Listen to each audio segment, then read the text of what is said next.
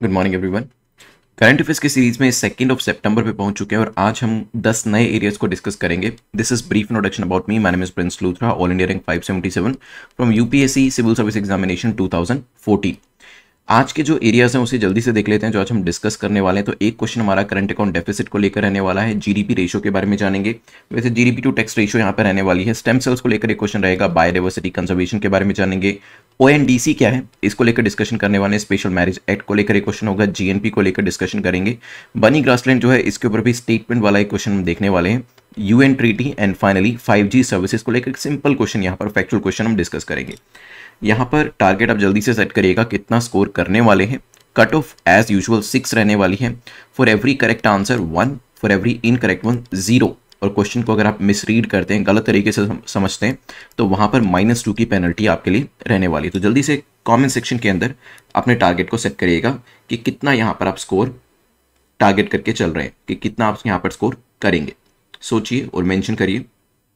चलिए अब 1 bye 1 questions को देखते हैं। First question current account deficit को लेकर है, पूछ रहा है CAD करंट अकाउंट डेफिसिट के बारे में। A negative trade balance with a large CAD can have which of the following effects for India.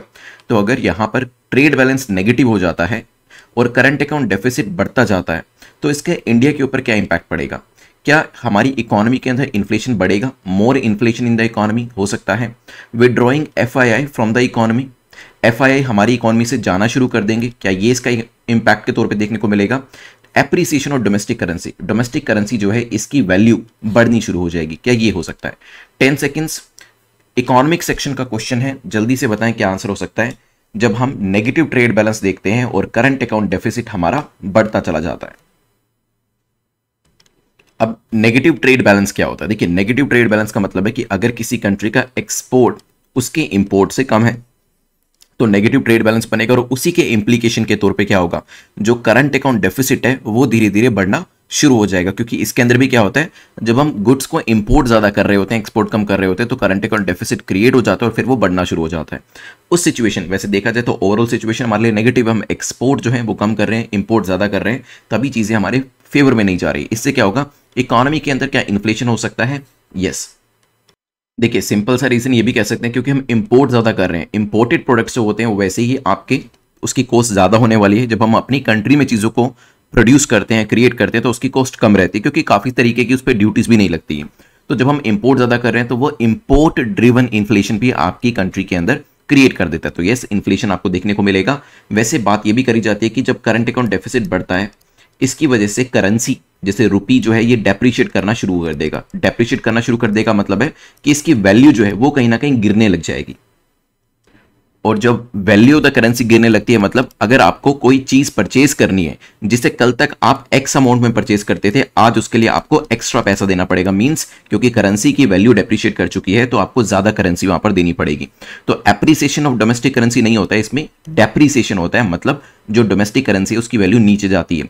और ऐसी कंट्री के अंदर जहां पर value of the currency depreciate कर रही है, इन्फ्लेशन जैसी सिचुएशन है, तो FII जिसे फॉरेन इंस्टीट्यूशनल इन्वेस्टर्स कहा जाता है, इसे हॉट मनी भी कहा जाता है क्योंकि ये कभी भी अपने पैसे को किसी भी कंट्री में लेकर आ जाते हैं, उनके स्टॉक मार्केट में इन्वेस्ट करते हैं और कभी भी स्टॉक मार्केट से पैसे को निकाल लेते हैं। वो कभी भी ऐसी कंट्री के अंदर इन्वेस्ट करना पसंद नहीं करते, वो ऐसी कंट्रीज में ही पसंद करते हैं इन्वेस्ट करना अपने पैसे को जहां पर उनको अच्छा रिटर्न मिले और वहां की इकोनॉमी भी अच्छी हो, वहां की करेंसी जो है वो भी स्टेबल हो, at the same time inflation जैसी प्रॉब्लम्स भी ना हो।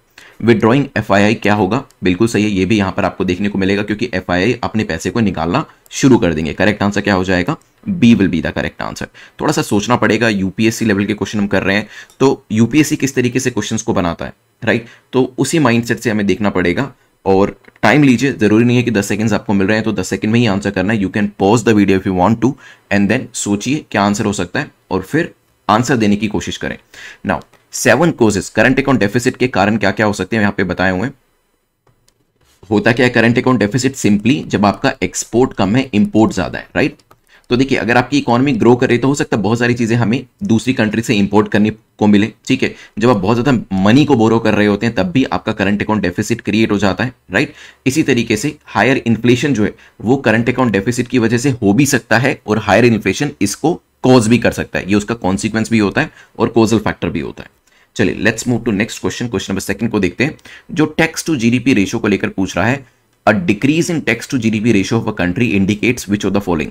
जब टैक्स टू जीडीपी रेशियो कम होती है तो इसका कंट्री पे क्या इंपैक्ट पड़ता है। अभी कुछ दिन पहले से ही काफी सारे articles tax to GDP ratio के ऊपर आ रहे हैं, तो पूछा गया कि आपको बताना है करेक्ट क्या है।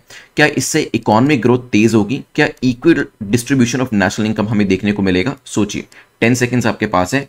टैक्स टू जीडीपी रेशियो एक रेशियो होती है नेशन के टैक्स रेवेन्यू की with respect to its GDP, मतलब जीडीपी के विजावी जीडीपी के कंपैरिजन में हमारा टैक्स रेवेन्यू कितना हो रहा है, ये टैक्स टू जीडीपी रेशियो बताता है। ठीक है, और अगर ये टैक्स टू जीडीपी रेशियो कम है, इसका मतलब यह है कि टैक्स कलेक्शन उस कंट्री के अंदर कम है, और अगर किस कंट्री में टैक्स कलेक्शन कम है तो क्या हम मान सकते हैं वहां पे इकोनॉमिक ग्रोथ तेजी से हो रही होगी। नहीं, वहां पर तो इकोनॉमिक ग्रोथ काफी धीमी गति से हो रही होगी। तो correct answer first at least statement को आप नेगेट कर सकते हैं।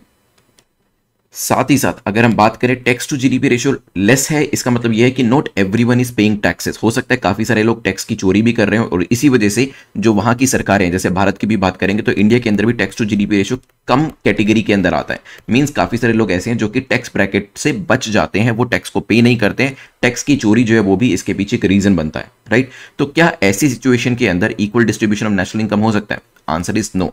ऐसी सिचुएशन के अंदर तो क्या होगा, कुछ लोगों के पास बिना टैक्स को पे किए काफी सारा पैसा आ जाएगा, और कुछ लोग ऐसे होंगे जो मिडिल क्लास कैटेगरी में होंगे, लेकिन क्योंकि वो सैलरी पेड है, गवर्नमेंट सर्वेंट हो सकते हैं, अदरवाइज वो यहाँ पर टैक्स को पे करेंगे क्योंकि उनके पास कोई वे आउट नहीं होता है यहाँ पर इस चीज को प्रिवेंट करने का। लेकिन बिजनेसमैन के पास काफी सारे ऐसे जो वे आउट्स होते हैं वो एग्जिस्ट करते हैं, तो यहाँ पर एक इम्बैलेंस क्रिएट हो जाएगा। एक व्यक्ति जो कम कमा रहा है वो टैक्स दे रहा है, एक व्यक्ति जो ज्यादा कमा रहा है वो टैक्स नहीं दे रहा है, तो इक्वल डिस्ट्रीब्यूशन नहीं होगा नेशनल इनकम का, रादर इनइक्वल डिस्ट्रीब्यूशन होगा।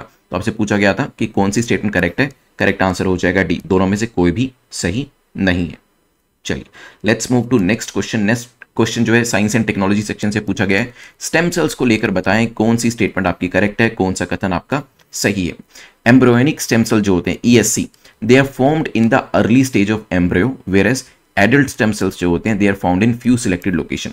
जो ईएससी होते हैं वो कब फॉर्म होते हैं, एम्ब्रियो के अर्ली स्टेज में, शुरू के स्टेज के अंदर, और जो एएससी होते हैं वो कुछ सिलेक्टेड लोकेशन पे ही पाए जाते हैं।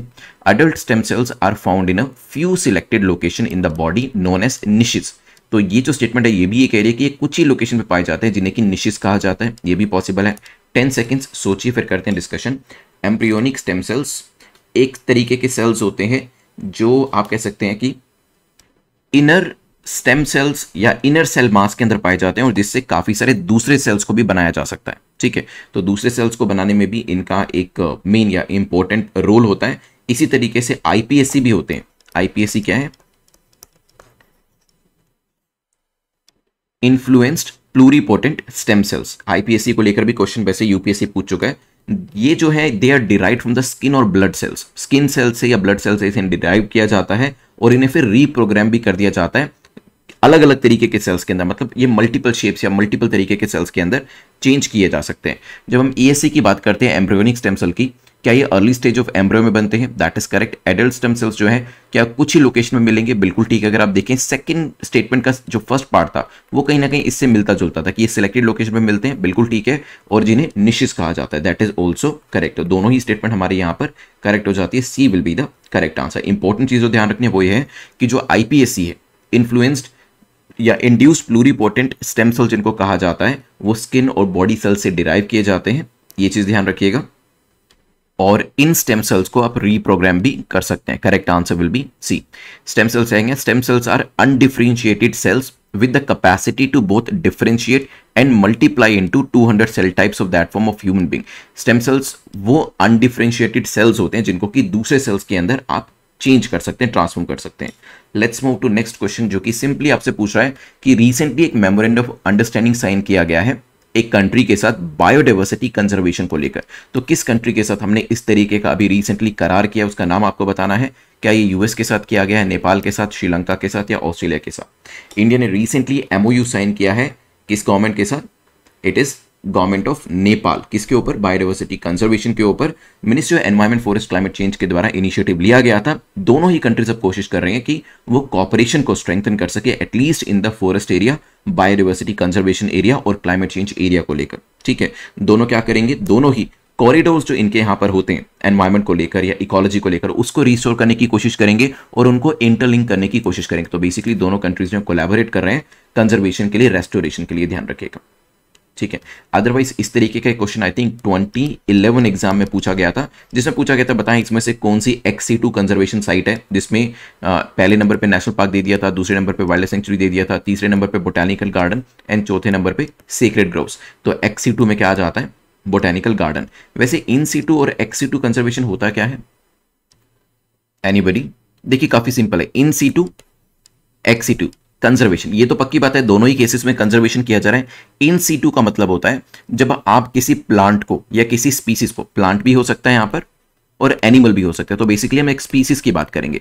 जब आपको लगता है कि कोई प्लांट या एनिमल है उसकी संख्या बिल्कुल कम हो गई है और हो सकता है वो एक्सटिंक्ट हो जाए, खत्म हो जाए, विलुप्त हो जाए, तो उस केस के अंदर जब आप उसे उसके नेचुरल हैबिटेट में, उस एंडेंजर्ड प्लांट को, उस एनिमल स्पीसीज को उसी के नेचुरल एनवायरनमेंट में, उसी के नेचुरल हैबिटेट के अंदर आप प्रोटेक्ट करने की कोशिश करते हैं, तो उसे कहा जाता है इन सीटू।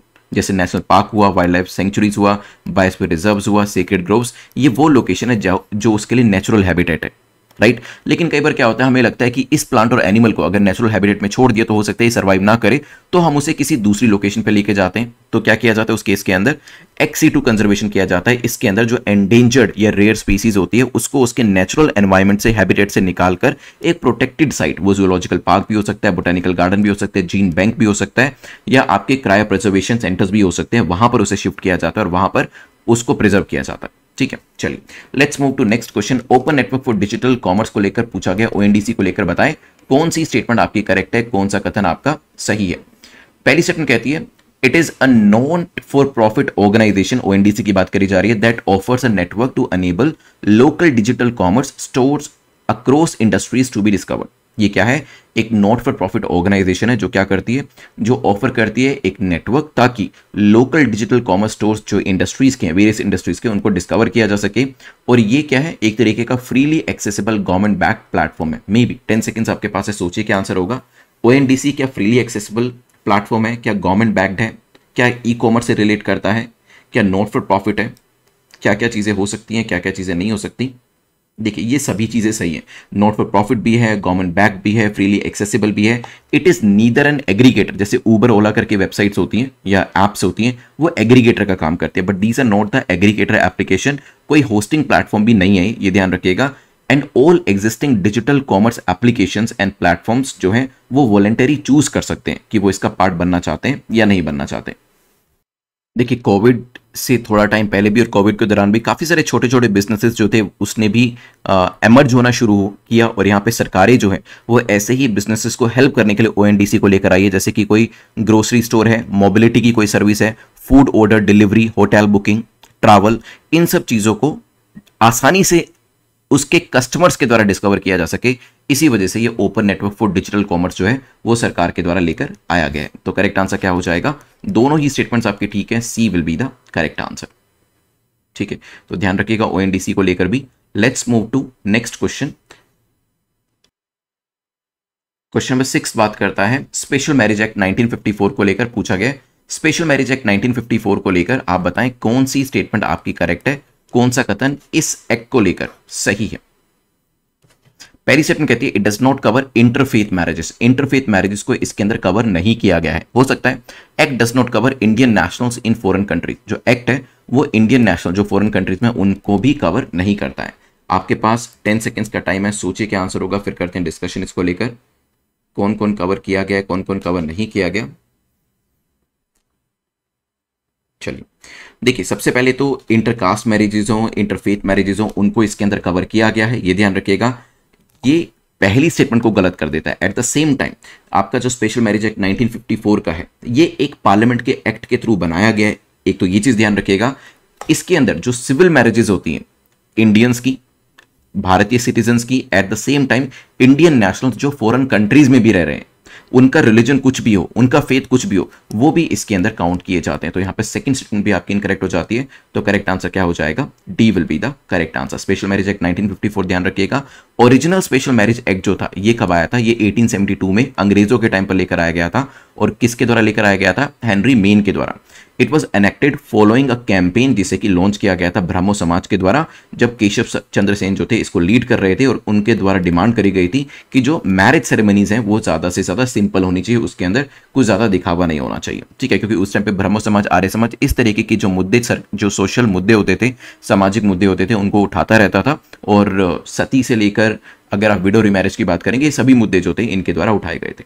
नेक्स्ट क्वेश्चन आपका है ग्रोस नेशनल प्रोडक्ट को लेकर पूछा गया, विच of the following forms the part of income from abroad while calculating GNP. जब आप ग्रोस नेशनल प्रोडक्ट को कैलकुलेट कर रहे होते हैं तो उस टाइम पर इनकम फ्रॉम अब्रॉड में क्या क्या चीजें ली जाती हैं? क्या हम इंटरमीडिएट गुड्स को काउंट करते हैं उसके अंदर? हो सकता है। प्राइवेट रेमिटेंस को काउंट करते हैं? हो सकता है। एक्सटर्नल लोन्स के ऊपर इंटरेस्ट को काउंट करते हैं? This is also possible. सोचिए 10 सेकेंड्स, क्या आंसर होगा? ग्रोस नेशनल प्रोडक्ट जो है, पहले तो इसकी डेफिनेशन आपको पता होनी चाहिए, तब आप अच्छे से आंसर कर पाएंगे। देखिए, जीएनपी मेजर करता है total monetary value of the output produced by a countries resident. एक कंट्री के जो रेजिडेंट है, चाहे वो कंट्री के अंदर रह के काम कर रहे हो, कंट्री के बाहर रहकर काम कर रहे हो, जैसे काफी सारे इंडियंस जो हैं वो इंडिया में रहकर काम करते हैं, लेकिन काफी सारे इंडियंस जो हैं वो दुबई में भी काम कर रहे हैं, वो सऊदी अरेबिया में भी काम कर रहे हैं, मिडिल ईस्ट की काफ़ी सारी कंट्रीज़ में काम कर रहे हैं, यूएस में भी हैं, वो यूरोपियन कंट्रीज़ में भी काम कर रहे हैं, अफ्रीका में भी काम कर रहे हैं। और डेफिनेटली जो भी पैसा वो अर्न करते हैं उसका रेमिटेंस अमाउंट कुछ वापस अपनी फैमिली को भेजते हैं, जो सेविंग्स है उनकी, राइट। तो यहाँ पर प्राइवेट रेमिटेंसेज जो है वो इसके अंदर शामिल करी जाती है। एक्सटर्नल लोन पे जो इंटरेस्ट होता है वो भी इसमें शामिल किया जाता है, लेकिन इंटरमीडिएट गुड्स जो है वो इसके अंदर नहीं आती है, ध्यान रखिएगा। सो जीएनपी क्या है? जितने भी, मैं सिर्फ इंडिया का आपको एग्जांपल दूं, इंडिया के जितने भी लोग भारत के अंदर ही, इंडिया के अंदर ही या इंडिया के बाहर जो भी पैसा अर्न कर रहे हैं, जो भी अपनी सर्विसेज या प्रोडक्ट को प्रोड्यूस करके कमा रहे हैं, जो भी आउटपुट दे रहे हैं, राइट, वो किसके अंदर आ जाता है? वो जीएनपी के अंदर आ जाता है, क्योंकि यहां पर लिखा है ग्रोस नेशनल प्रोडक्ट। तो जितने भी नेशनल्स हमारे यहां पर है और इंडिया के बाहर है, उनके यहां पर कॉन्ट्रीब्यूशन को कैलकुलेट किया जाता है। देखिए, इससे बिल्कुल एक और आपका कॉन्सेप्ट होता है जिसे जीडीपी कहा जाता है। यहां पे देखिएगा, दिस इज जीएनपी। जीएनपी में अगर आप देखेंगे, यहां पर आपको यूएस के मैप से सिखाया हुआ है। जीएनपी में सारे यूएस के मैप है, मतलब जितने भी यूएस के लोग कमा रहे हैं, चाहे यूएस के अंदर रहकर या यूएस के बाहर रहकर, वो वैल्यू जीएनपी के अंदर काउंट होती है। जीडीपी के अंदर हम ये नहीं देखते कि whether the money is earned by citizen, whether the money is earned by resident. ये देखा जाता है कि इस बाउंड्री के अंदर कौन कितना कंट्रीब्यूशन दे रहा है। ठीक है, तो मान लीजिए अगर हम इंडिया के अंदर आउटपुट को कंप्यूट करते हैं और उसके अंदर इंडिया के अंदर जो लोग फॉरेन नेशनल्स हैं, जो दूसरी कंट्री के लोग हैं, वो भी आउटपुट के अंदर कंट्रीब्यूशन दे रहे हैं, जब हम उसको काउंट करते हैं वो जीडीपी में आएगा। ठीक है, लेकिन जब हम उसको काउंट ना करके भारत के जो लोग बाहर काम कर रहे हैं उनकी इनकम को, उनके आउटपुट को काउंट करते हैं, तो वो जीएनपी के अंदर आएगा। ठीक है, तो ग्रोस डोमेस्टिक में क्या किया जाता है? डोमेस्टिक के अंदर ज्योग्राफी को कंसीडर किया जाता है, इंडिया के बॉर्डर एरिया के अंदर कितने लोग रहकर आउटपुट दे रहे हैं। जीएनपी के अंदर नेशनल को यहां पर कंसीडर किया जाता है। Let's move to next question, जो कि पूछ रहा है बनी ग्रासलैंड को लेकर बताएं कौन सी स्टेटमेंट आपकी करेक्ट है, कौन सा कथन आपका बनी ग्रासलैंड को लेकर सही है। ये राजस्थान के अंदर पाए जाते हैं। मालधारी कम्युनिटी जो है वो इससे रिलेट करती है, and it has been demarcated as reserve forest. Reserve forest की संज्ञा इसको दी गई है। ये जो आपका स्टैचर है वो इसको दिया गया है। सोचिए, बनी ग्रासलैंड पीछे न्यूज में थे, हमने पहले भी एक क्वेश्चन इसके ऊपर किया था। कहां पर लोकेट करते हैं Banni grassland? It is situated near the great Rann of Kutch, Gujarat के अंदर। ठीक है, it is considered as to be the largest grassland in Asia. Asia के सबसे बड़े ग्रासलैंड इन्हें माना जाता है। 2618 किलोमीटर के एरिया, जो स्क्वायर किलोमीटर होता है, उस एरिया में ये फैले हुए हैं। और यहां पर 45% ऑफ द गुजरात का जो पैस्चर एरिया है वहां पर ये फैले हुए हैं। ठीक है, जो वर्ड बनी है ये कहां से आता है? कोई बता सकता है? ये आता है बनई से। बनई से बना है बनी, कहते हैं किसी चीज को बनाना, making something, right. Make in India में क्या है? भारत में बना हुआ। ठीक है, वहीं से ये बना शब्द आया, बनई शब्द आया, जिसका मतलब क्या है? What does it mean? इसका मतलब है मेड। लैंड हेयर जो है वो काफी पुराने टाइम से इंडस रिवर और दूसरी आसपास की नदियों जो सेडिमेंट लाकर जमा कर देती थी उससे बना है, ये भी ध्यान रखिएगा। तो ये राजस्थान में है नहीं, गुजरात के कच्छ रीजन में मिलेंगे। सेकंड जो आपकी मलधारी कम्युनिटी है वो इससे जुड़ी हुई है, बिल्कुल करेक्ट है।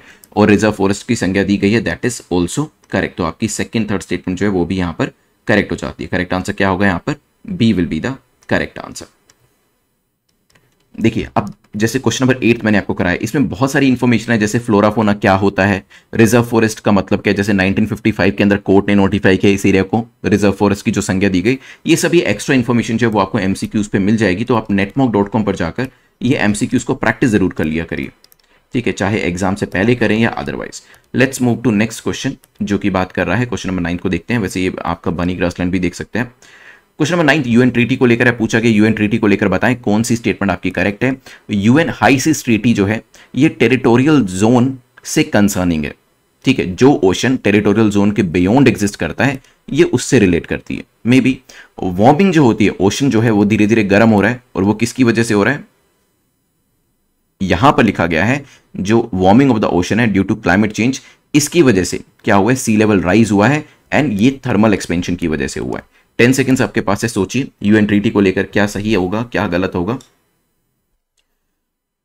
United Nation high seas treaty concern करती है एरिया से जो कि एक्सक्लूसिव इकोनॉमिक जोन के बियॉन्ड है। आप जानते हैं कि अलग अलग एरियाज होते हैं, बना के दिखाता हूं, चलिए यहां पे एक बार इमेज के थ्रू ही देख लीजिए। So this is the territorial water. Statement कहती है कि इसके बियॉन्ड का जो एरिया है वो आपका किस में कंसीडर किया जाता है, वो कंसीडर किया जाता है यूएन हाई सीज ट्रीटी के अंदर। यूएन हाई सीज ट्रीटी जो है वो टेरिटोरियल जोन, टेरिटोरियल वाटर के बियॉन्ड जो एरिया उससे डील करती है।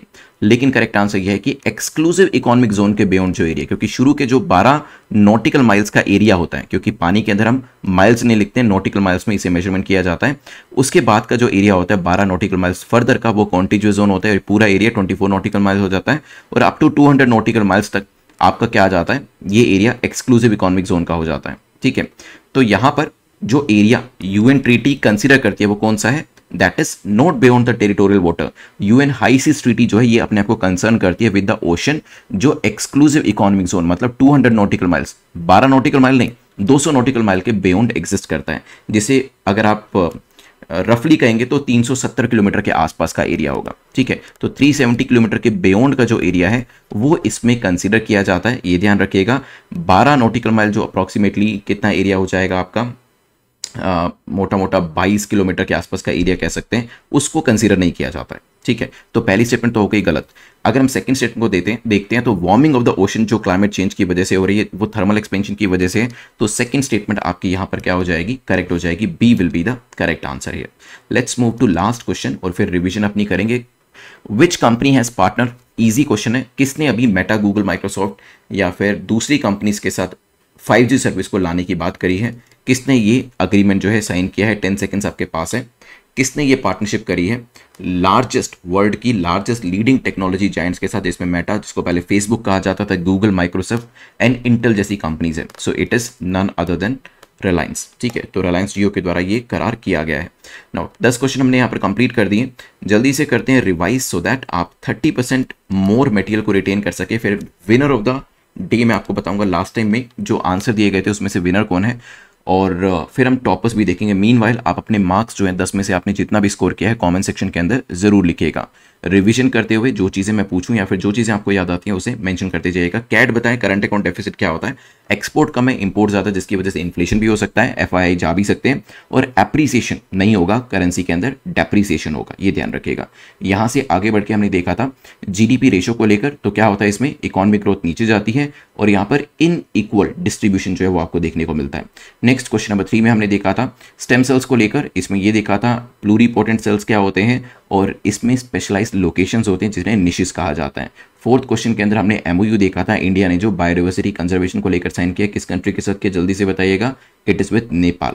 फिर हमने फिफ्थ क्वेश्चन के अंदर, वैसे ये इंपॉर्टेंट स्लाइड थी तो इसे सेव करके भी रख सकते हैं कि आपके in situ ex situ conservation areas कौन से होते हैं।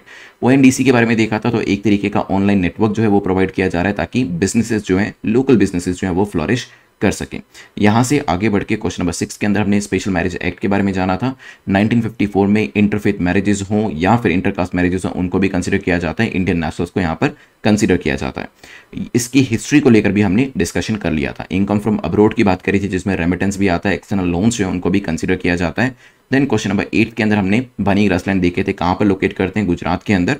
बनी नाम कहाँ से आते हैं, बनाई से, मेट से, ध्यान रखिएगा। क्वेश्चन नंबर 9 के अंदर यूएन ट्रीटी किस एरिया को कंसीडर करती है, EEZ के बियॉन्ड के एरिया को, ठीक है। और वार्मिंग किस वजह से होती है वो भी हमने डिस्कस कर लिया था। एंड फाइनली हमने एक सिंपल सा फैक्चुअल क्वेश्चन देखा था 5G सर्विस को लेकर, जिसमें हमने आंसर अलायंस जियो जो है वो भी यहाँ पर देखा। ठीक है, लास्ट टाइम के जो हमारे विनर है वो है स्नेश नाथ सिंह। तो netmog.is@gmail.com पे स्नेश मुझे बता, शेषनाथ सिंह, ओके मैं मिस प्रोनाउंस कर रहा था, -2 मुझे मिलना चाहिए। तो यहाँ पे शेषनाथ सिंह जो है उन्होंने करेक्ट आंसर किया है। तो जब हम झारखंड से मूव करते हैं एमपी की तरफ, हमने ये देखा था कल कि बॉर्डर एरिया टच नहीं कर रहा है, तो डेफिनेटली कोई ना कोई स्टेट बीच में होगा, तो मिनिमम 1 स्टेट तो यहाँ पर होने ही वाला था। और यहाँ पर शेष ने बिल्कुल करेक्ट आंसर भी किया है कि आप 2 तरीके से इवेंचुअली एमपी तक पहुंच सकते हैं। तो अपनी फ्री सीरीज के लिए मुझे बता दीजिएगा। अब prelims question of the day जो है वो मैं आपको देने वाला हूं, जिसका आंसर आपको कमेंट सेक्शन के अंदर करना है। ओके, तो प्रीलिम्स का जो क्वेश्चन आंसर करना है, हमने अभी रिसेंटली बायोडायवर्सिटी कंजर्वेशन को लेकर एक एमओयू साइन किया है, किस कंट्री के साथ ये किया गया ये बताइएगा। मेंस का क्वेश्चन भी आपका यही है, इंडिया जो है वो कैसे दूसरी कंट्रीज के साथ मीनिंगफुल कोलैबोरेशन कर सकता है ताकि स्पीसीज कंजर्वेशन किया जा सके। तो ये जो पीछे नाम देंगे आप, इस कंट्री का एग्जाम्पल और केस स्टडी भी जरूर मेंशन करिएगा और बताइएगा कि कैसे हम अपनी नेबरिंग कंट्रीज के साथ कोलैबोरेट कर सकते हैं ताकि फ्लोरा फोना को, स्पीसीज को, बायोडायवर्सिटी को प्रोटेक्ट किया जा सके। ये आपको मेंस का आंसर करना है। अभी आप जल्दी से अपने मार्क्स कमेंट सेक्शन के अंदर बताइएगा। इफ यू हैव स्कोर्ड 6 और मोर देन 6 देन आप सेफ जोन में हैं, अदरवाइज आप अपने ग्रेड को यहाँ पर देख सकते हैं और कोशिश करें ग्रेजुअली अपने स्कोर को इंप्रूव करने की। नोटिफिकेशन आप तक पहुंच रहा है तो बहुत अच्छी बात है, otherwise you know what to do. आपको अगर नोटिफिकेशन चाहिए तो इसके लिए आपको बेल आइकन को प्रेस करना पड़ेगा एंड देन ऑल बटन को प्रेस करना पड़ेगा। Thanks for watching this video, have a nice day, take care, good bye.